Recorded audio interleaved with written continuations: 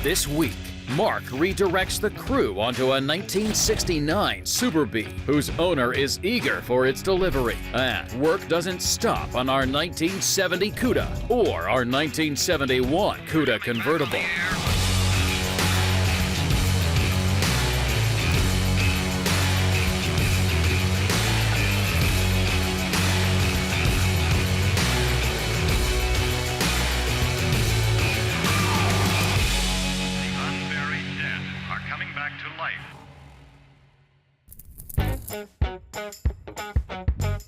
So recently, our 1969 and a half Dodge Super Bee, A12 446 pack, 4-speed, 410 Dana F6 green, got its final paint job from our old friend Will. But I want to take time, because Alyssa's working the QC department now, I want to show her just things to look for. But it's just the little minute things that if you don't fix them now, or if they exist and you let it slip out, that's where you have problems at. There are things on the engine that are already on there that are unique just to that engine, just to that year. So it's just more reaffirming with her. I'm hoping that kind of passion might rub off on Alyssa as we spend more time working on the drivetrain.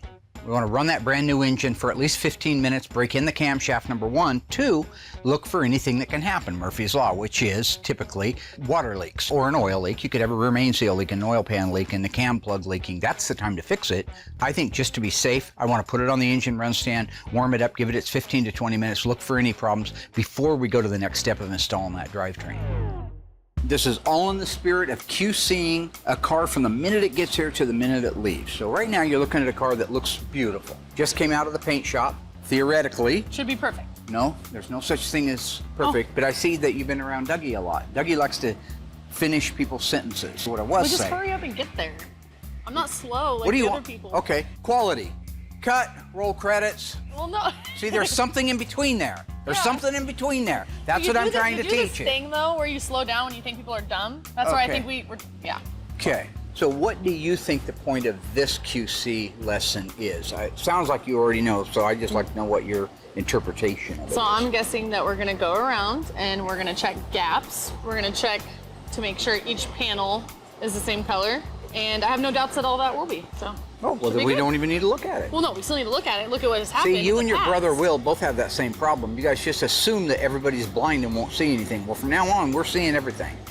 Okay, Alyssa asked me to round up the 446 pack engine for a Super Bee. It took me a while to find it. It's been stored away for a while. She asked me to put it on the run stand, fire it up, make sure it's ready to go in the car. So let's crank her over a little bit and see if she's gonna fire it all.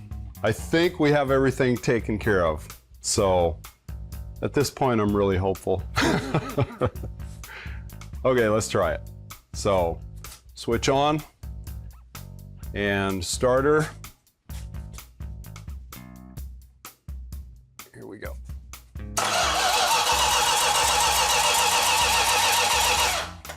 Okay, maybe just a little more fuel. All right.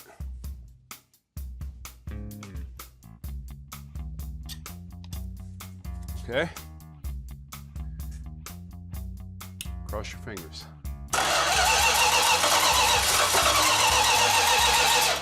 Not yet. My personal management skills, I don't follow the rules. Edit this! I don't conform. So I can't say, why don't you come over here and look at my rooster? No, no, no. All right, you're not gonna take and, I'm a square peg, you're not gonna put me in a round hole, okay? I do things my way. Yes, I believe that it's easier to ask for forgiveness than it is to ask for permission. Now, you might disagree with that at home, that's fine. You do things your way. But I've also built a business to where it's at right now as a 9th grade dropout from Springfield, Oregon. So that's my management skill. Are there gonna be some bumps and bruises and some casualties along the way? Yeah, all right? Nobody ever said it was going to be easy. I believe it was AC/DC who said it's a long way to the top if you want to rock and roll.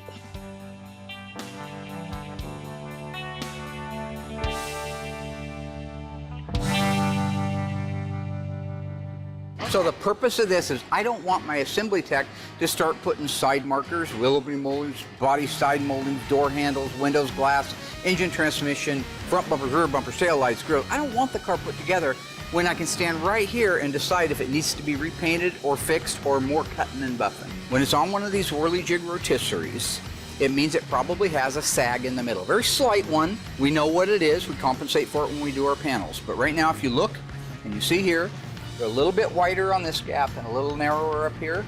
The same thing here. A little wider, a little narrower. When this car goes down onto its suspension, that opens back up and you'll have symmetrical gaps. You won't see it much on dark colored cars. You won't see it at all on a solid car. But your light blue metallics, your golds, your greens, your silvers, there's a phenomenon referred to as flop. Okay. What it means is, if Will painted this car in one sweeping motion, he walked all the way down the side, all the way back, all the way down, all the way back doing his coverage. Or if he sprayed this panel, he has to kick some of that paint onto this panel. So he makes that motion like that, and then he kicks some paint on there. Then he comes back, kicks some paint on there. Kicks some paint. Then, when he's painting this panel, it's the reverse. He starts way back here, focuses on it, kicks the paint. Sprays it that direction, starts focusing through here, kicks it back. Same thing on the quarter panel. When he starts to spray this quarter, he's down here, he makes a pass, kicks it onto that door, sprays it all the way up into here, and then focuses. Back down here, kick it out. That way this panel, and this panel have a consistent base coat all the way down the side. Whether it was a metallic or a solid color, it was still an enamel paint single stage. That was before clear coat came out. So if you look at an original factory, like a Plum Crazy that's a metallic color, you'll see what they call mottling, M-O-T-T, mottled. And it's where the metals have kind of flown together out of the pattern, and so it has almost a zebra stripe look. It's subtle, and they did a lot better job at it back in those days than we would do today if we had to be forced to spray a single stage metallic. Today we have the benefit of base coat, clear coat paint. So ours is a PPG paint system. When you spray that base coat on that F6 green car out there, it's as flat as a pancake. It is dull, there is no shine to it. It doesn't have the ability to withstand the sunshine. If you pulled that car outside in June, by July it'd be all off of the car.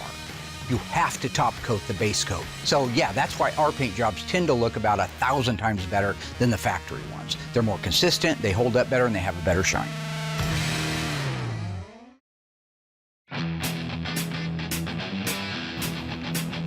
Hi everybody, Mark, Graveyard Carz, along with Cousin Dougie. Cousin Dougie, that's right. If you know the answer, just shoot it right I got out one. there. You got one right. We're here to answer your question for our Fan of the Week.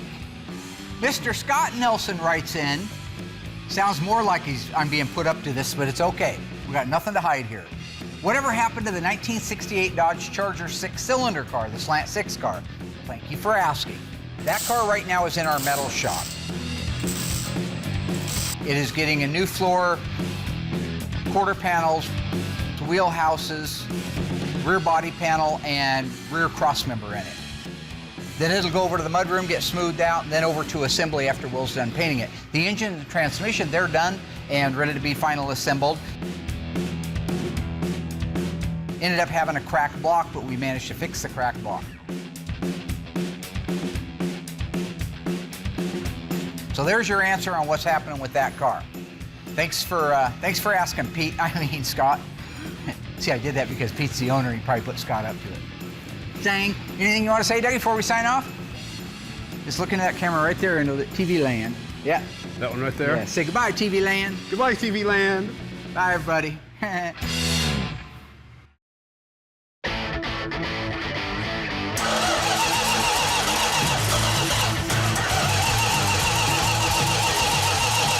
Nope. At one point, I was getting a little concerned because it was not firing at all. And it's like, why is it not firing? Everything's set up, everything's going. Had plenty of fuel. I know it had spark, but it wouldn't fire.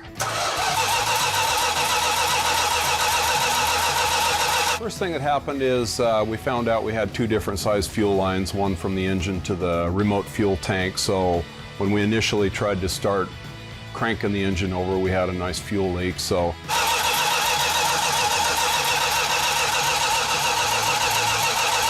and then there were some on the carburetors also that apparently didn't get completely tightened down. So we took care of all the fuel lines, got them all tightened down.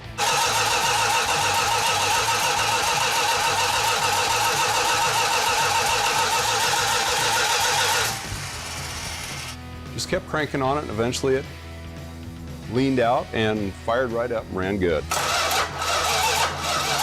on, baby. Come on, baby. Come on, come on.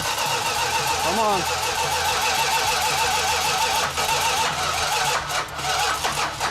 Come on.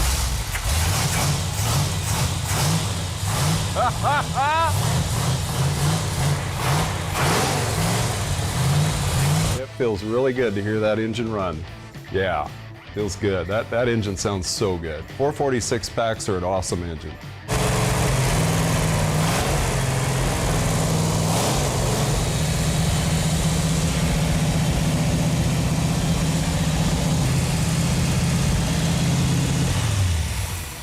Okay, well, she runs. Runs good, too. Well, to me, the coolest thing about the 446 pack engine is, for Chrysler, this was the first time they used 3 two-barrels. General Motors had done it in their Corvettes. Ford had done it a little bit earlier, too, but this was the first time Chrysler had done it. And they used Nadelbrock aluminum intake in '69. Actually, some of those intakes were still used in '70 as a rolling change because they were supposed to go to a cast iron manifold made by Chrysler. But you'll see early cars, early 446 pack cars in '70 still had the aluminum intake, so there's a little trivia for you. 3 two-barrel Holleys, 1,350 CFM. You've got a 500 CFM outboard at the front, 500 CFM cubic feet per minute at the back, and it runs around town on 350. So when you pull that throttle open and that vacuum drops and those secondaries pound open, 1,350 CFM. That's more than the 426 Hemi had with its dual 4s. It's like Niagara Falls under the hood. How is that not just cool?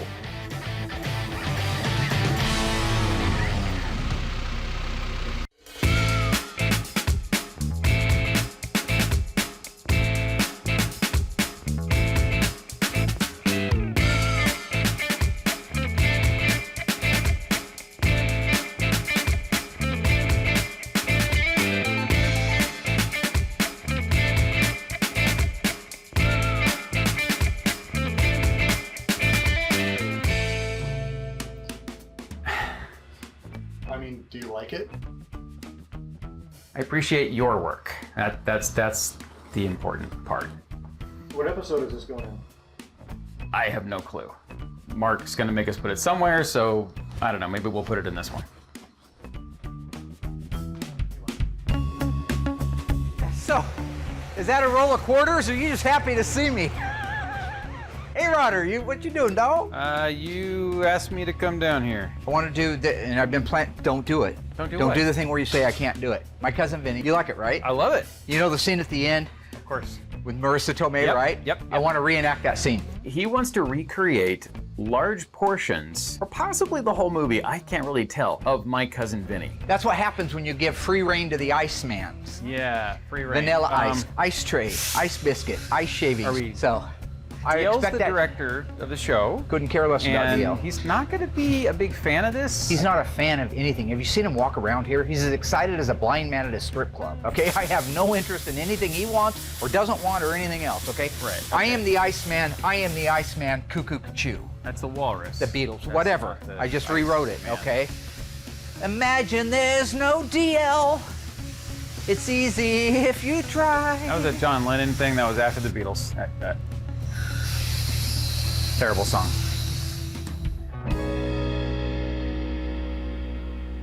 Right now I'm working with Alyssa on the fine points to look for on a completed paint job before it can go onto the lift and start being assembled. So you stand here and see if the door looks like any different shade than the quarter panel. No. The only thing that I see is because the light hits it, so it looks like it has a highlight across the top. That's really beautiful, but it looks even. Right. I mean, Stand straight on and look at it.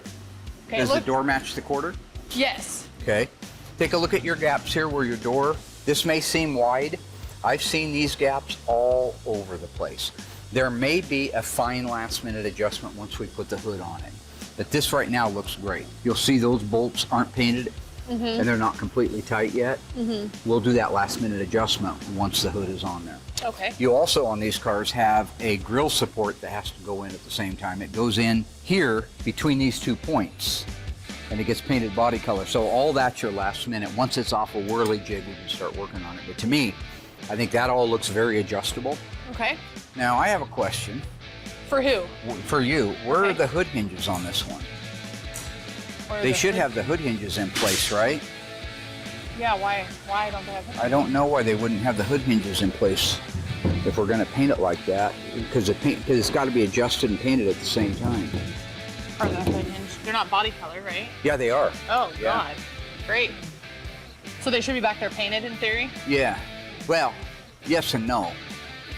This being a 69.5 A12 Super Oh, B God. has a fiberglass liftoff hood that doesn't use hood hinges. It just sits on these 4 hood pins. Okay, Dad. Education. So we are ready to install the drivetrain, which is completely built out and detailed. So I want to go get that from the Little Red Rooster, Cousin Dougie. I want to get him to get the engine, transmission, rear end on the cart over here so we can get ready to install it. But I also want to show you a lot of the things that are on that drivetrain that make it really unique to the 69.5 A12 6-pack cars. Oh, that's awesome. So while Alyssa and I are wrapping up the QC on the paint for the Super B, Doug, Cousin Dougie, Cousin Duct Tape I call him, is moving over the drivetrain. It's on an assembly cart already. He's going to get it moved around over here in front of the car. There's some unique things on it I want to point out to her before we round up the troops and install the drivetrain.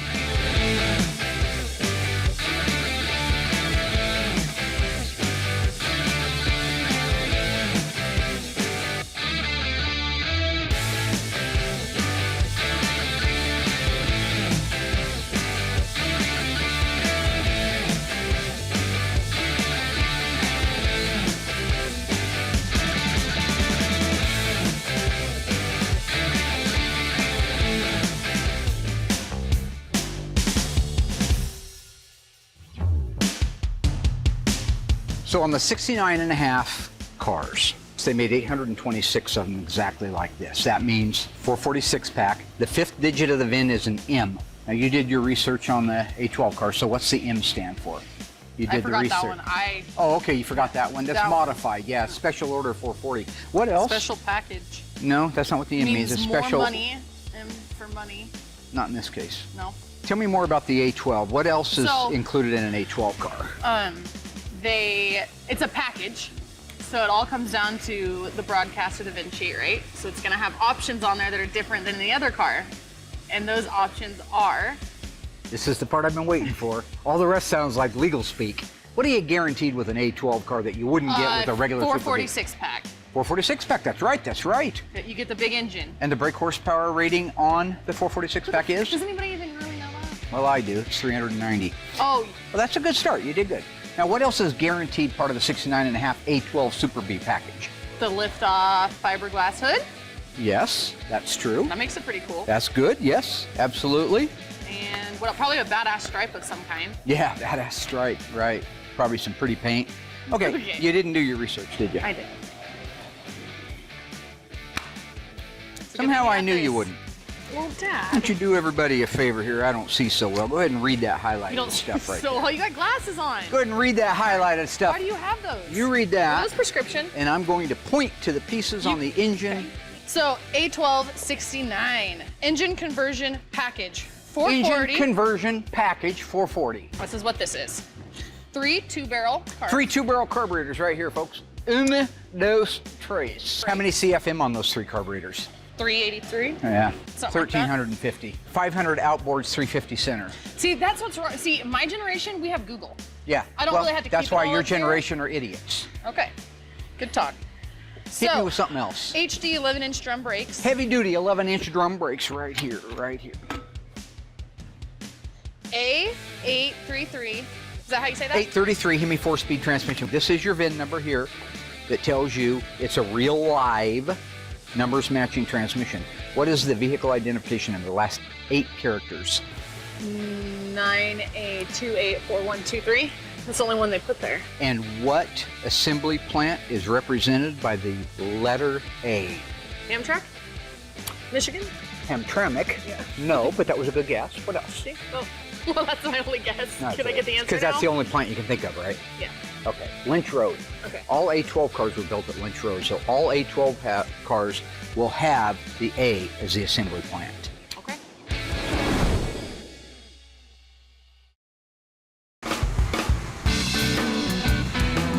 So. Okay, another thing to show you right here, take a look along here. So here's your fuel pump. This is a replica of the original fuel pump. So this pump, just like the rest of the engine, was painted orange. That's why it's orange. The fuel comes out of it through this line up into this hose, which is a KV hose. This is a replica of the original factory hose. Again, got it from our friends at OER. The correct clamps goes into this fuel vapor separator. So fuel goes in here, comes out the top, goes up this line and into these carburetors. This one here is a return line. It's a 1/4 inch and it goes all the way back to the fuel tank. And any fuel that it doesn't need coming out of this, it sends back to the tank. It's an early version of recycling. You see these numbers here? Yeah. That's the part number, that's the date code. This is a correct replica of the original fan belt from 1969. That's the kind of detail we go into here. That's crazy. Okay, you got the correct heater hoses. You'll notice the ribs on the top of it, just like the other one. That's how you know they're originals. Correct radiator hose, upper, with the part number on it. Boom, bada bing. 26-inch maximum cooling radiator. That will be mounted into the car. It's an 054 in case you're wondering, last 3 digits of the part number. Thank you. I was wondering. Non-gloss black fiberglass hood panel with functional air scoop. Out in the That's body cool. shop. It is one big air scoop. And it happens to go on this air cleaner right here, He's insane. which you'll only see this on the 69.5 A12 cars. So you can see the holes here for the carburetors. The studs come up through this. And the way that it works, there's a drain tube port here, Oh, okay. and a drain tube port here, and another one up here, and none up here. So this trough, when it fills with water on a rainy day, which it would, will drain instead of getting the filament wet. The hood is made of fiberglass and it has a huge opening in the front and a scoop. The bottom of it's cut out. So that scoop lets air go into it. This seals against the bottom of the hood. So all that cold air coming in comes right in here to this. Because cold air burns better than hot air. If you've ever been in a car that performs better in the morning than it does in the late afternoon on a summer's day, it's because the air is more dense and it's cooler. So, and these are the correct decals for it. You have your special instructions, which is 69.5 only special instructions. You should take a picture of that so you know what it looks like. And this is the do not wash your oil. Okay. Okay, what else you got? Oh my God. Talk to me, Moon Trisket. If you can remember some of that stuff, it'll be great down the road. Or keep this book in my back pocket, right? Yeah, but why would you want to do that when that's a problem with the kids today? You guys just want to Google something, you want to pick it up in a book. You get dropped behind enemy lines in Vietnam and they're going to blow your brains out First like of all, in Rambo. I'm not gonna get dropped in Vietnam. Because you don't know what the Ever. That's alphanumeric not code gonna is for a happen. thermoscussion clutch fan. Guess what? You're in Rambo 8. Okay, Dad.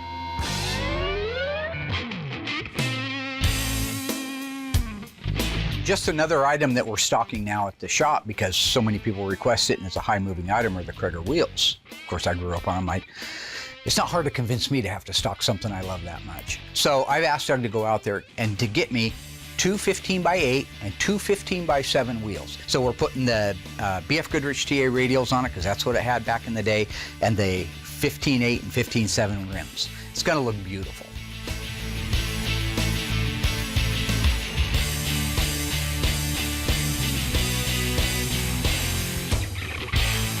We have our second skin, which is a sound, heat, and vibration dampener. A lot of these cars, I mean, from the factory they didn't come with this type of stuff, but this customer elected to have this in the car, so, all right, so I'm just gonna go ahead and start laying this stuff in. I might go up here a little bit, not too far though. Get all the contours. So what I'll probably do is overlap these just slightly. I don't want a big gap in between. Then when you get to a spot like this where your seat track goes through the floor, just mark where your hole is. Use a screwdriver or something, poke it through. And then when you got these little contours right here, what I like to do is just take my razor blade, cut it, lay that over. Usually what I do is after I get all this stuff laid down, I find out where my body plugs are, and I'll just cut right around those so I'm still able to access those. It's not super tricky to do. It can be time consuming, but I've done a few of the cars, so you kind of get the hang of it each time. One thing that I do like about this stuff compared to some of the other brands out there is you don't got that super shiny, in-your-face logos on the front. The logo on this is ghosted in. It's super subtle, and it looks really cool.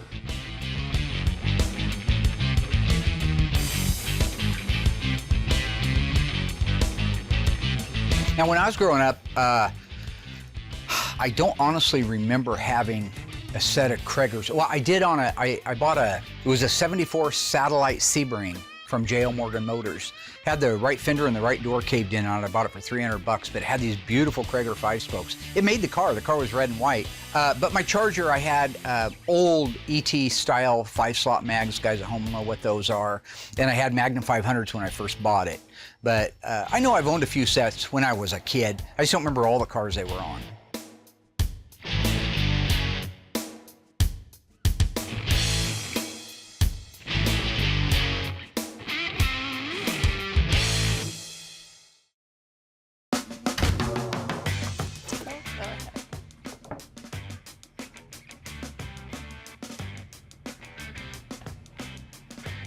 Dude, what the f?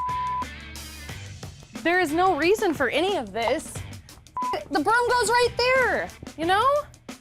It's just like, why is this part out? Like, they take it all the way back up here, but they can't put it in the bin that it's supposed to be in.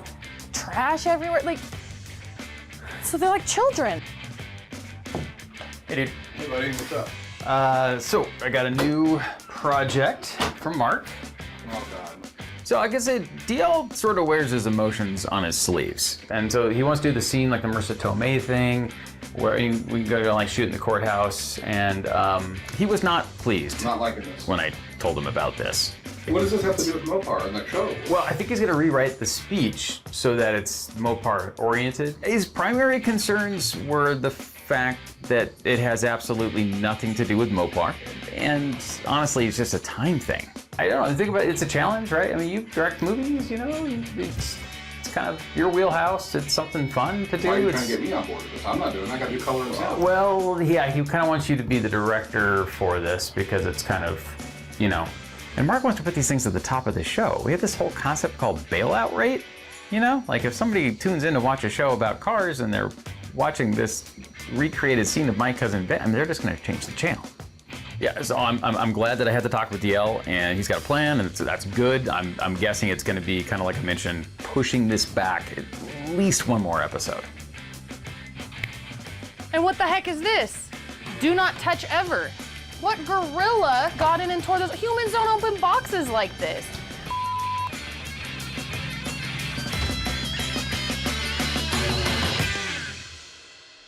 Okay, ready to go.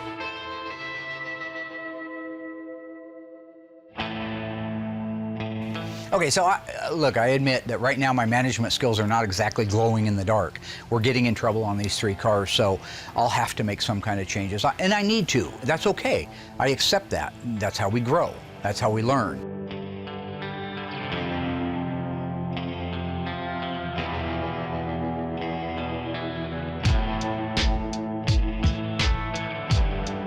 Tighten everything down? Yeah. All right, head on up.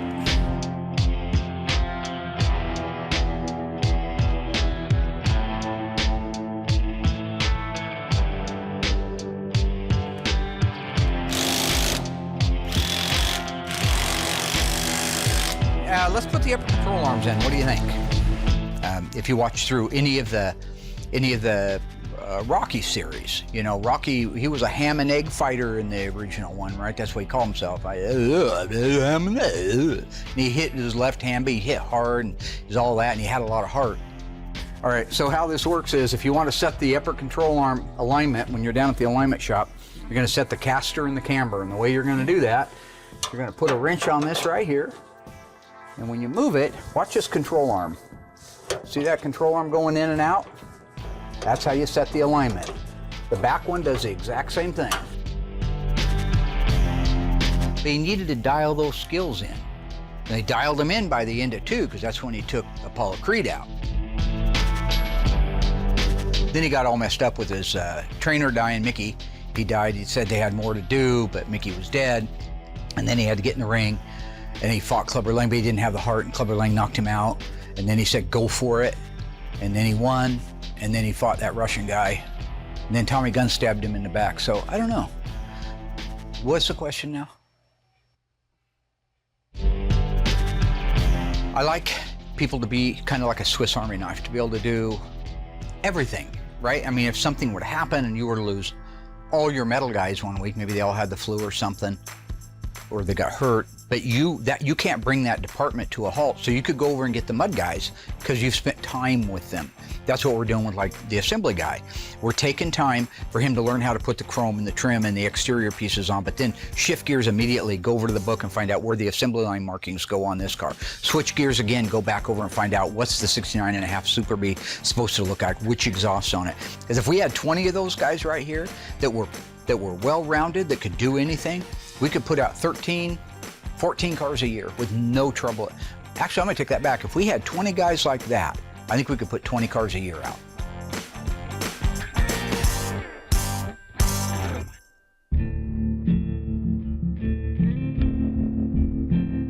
There's people a lot more organized than I am. They write things down when I should write them down. So I think I'm lacking in that area. It's never been something for me. I wasn't a study guy in school. I didn't like to study. I don't like to sit there and write out everything that I'm going to be doing for the next week. So I think that that exposes me to the situation we're in now, where not only are we way behind, but I don't even have good answers for people. I mean, I know what the answer is. We've got too much work and not enough employees. But how do you put that into words for a customer who's been waiting 2 or 3 years for a car?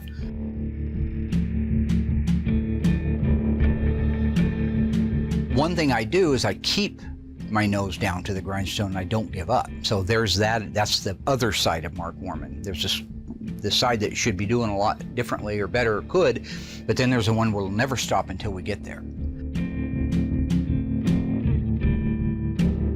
When I have a problem with a car, if it doesn't run right, if it misses, I always take a very analytical point of view of that, because I found a good friend of mine, Jim Zabrowski, worked with him back in the 80s over at the Lincoln Mercury dealership.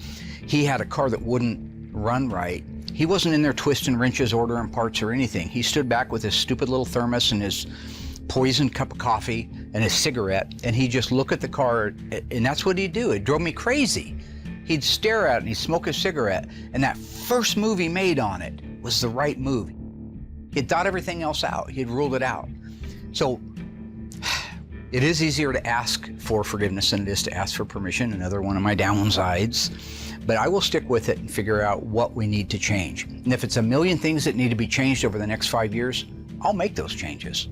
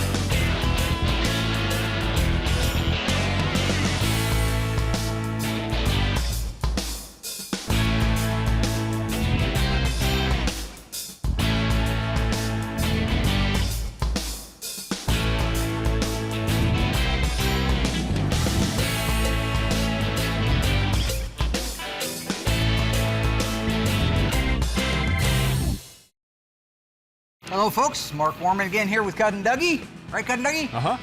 Scott Gray has written in and would like to know what grit sandpaper we use for blocking. 400. Now, Oh, that's not bad. That's the final sand before paint. That's okay, you're doing fine. Doug's just here because he's handsome and he has a full head of hair unlike me. So it depends what you're blocking out. If you're doing body work, we finish all of our body work in 80 grit.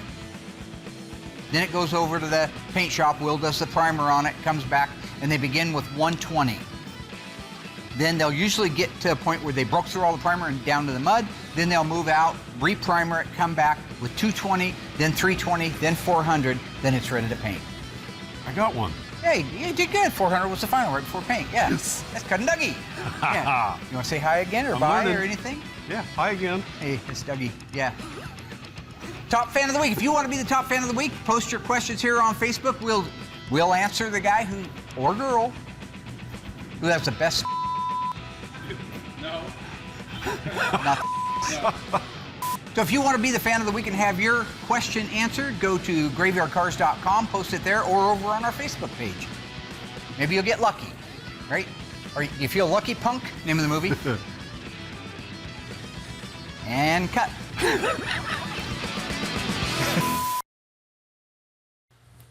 So if you would like to install the upper control arms into the spindles, I will go get my daughter and I'm going to have her help me get the wheels and tires over here. Krieger SS's, in case you're wondering. That's what he had on it when his dad had this car back in the early 70s, the owner's dad, and he put Kriegers on it. So while every other car at the show is going to have the boring 15x6 wheels on it with the chrome lug nuts and the red lines, this is actually going to have day 2 stuff, Kriegers, so the best. Do you like me? Oh. What? You're going to work on that? Okay.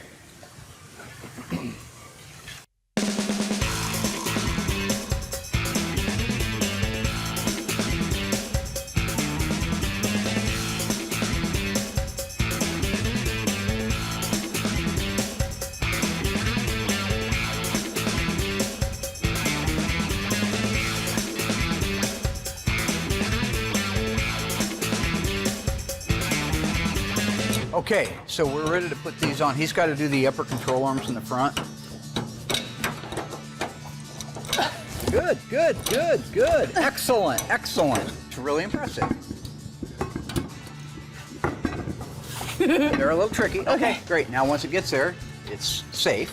Okay. So this is where it gets a little trickier. You see this stud, this lug stud, and it's touching against the chrome right there. So what I have to do is I have to pick the tire up and center it while that lug nut gets started. So try to get that bottom one there.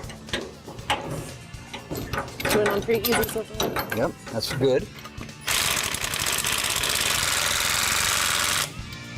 About there? Yeah.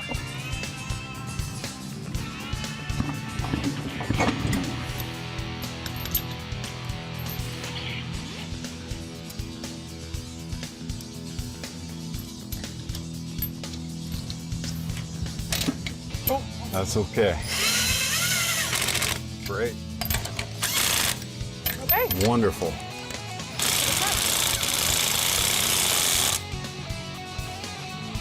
Ready? Yep. Okay. Okay, good. Clear. Okay.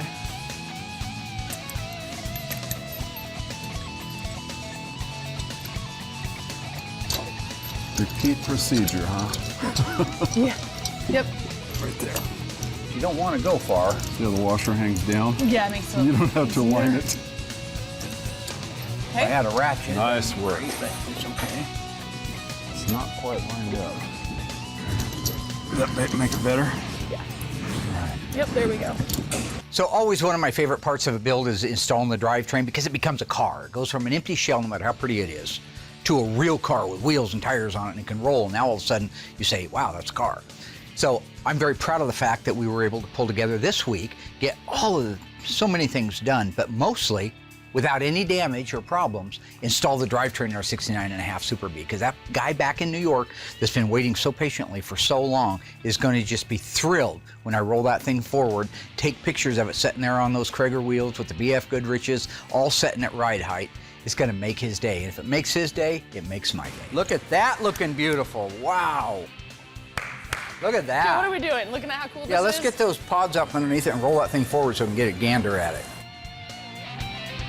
That looks wicked. I like it. Good job, guys. That's nice work.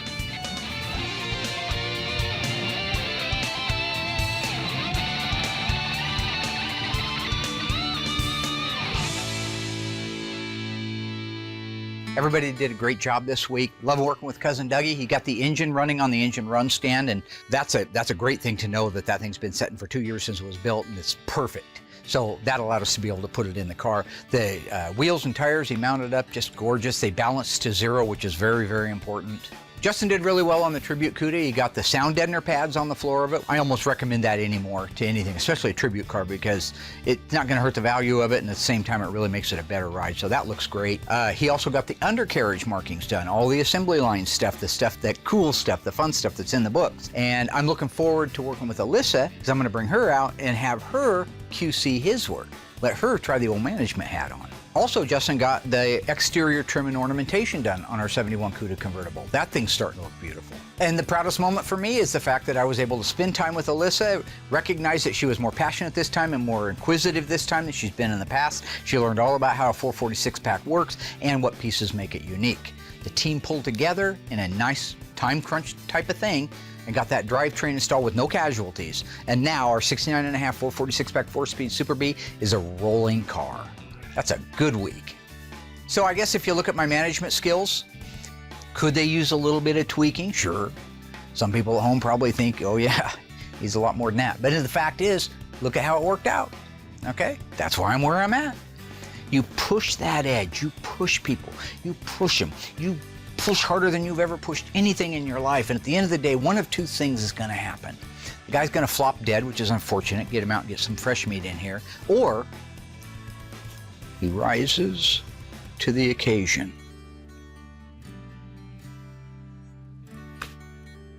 So, words of wisdom.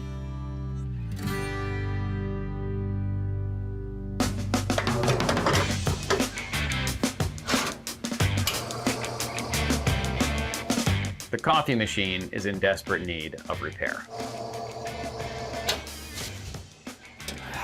And to make matters worse, just as I'm discovering all of this, Will walks in and he wants some coffee. Oh, good. Coffee's going. Let's grab a seat. Do you guys actually use this thing? I'm sorry, what? Do you actually use this? Yeah, every morning. Like, this thing hasn't been cleaned in, I mean, I haven't been down here in a couple of months, but... I have a sensing attitude. Talk to Aaron. Talk to me. Open up. Mark wants me to do some ridiculous My Cousin Vinny thing, which I have to try to talk DL into doing, and DL doesn't want to do it because it's ridiculous. Well, you know how DL is. Once his mind's made up. Mark's a little bit like that too. Yeah. Just, you know, slightly. You just gotta know how to handle Mark. But what if I want him to not do something? So if he says, okay, Monday we're shooting this My Cousin Vinny scene. Cool. Just say, okay, pacify him. No problem. In your head, you have to know when you come into work on Monday, you have to misdirect him. It's like David Copperfield. And then it gets him going in a completely opposite direction. And then before you know it, it's the end of the day and you didn't shoot it. I don't often get advice from Will, so I don't really have anything to compare it to, but yeah, he's pretty insightful. You gave me an idea. I know. Misdirection. Right. So is the coffee good to go? No, you're deep in it's thought. Still broken. What really stuck with me though is this idea of how to manage Mark through misdirection. I understand. You have a big job. The hug was unexpected.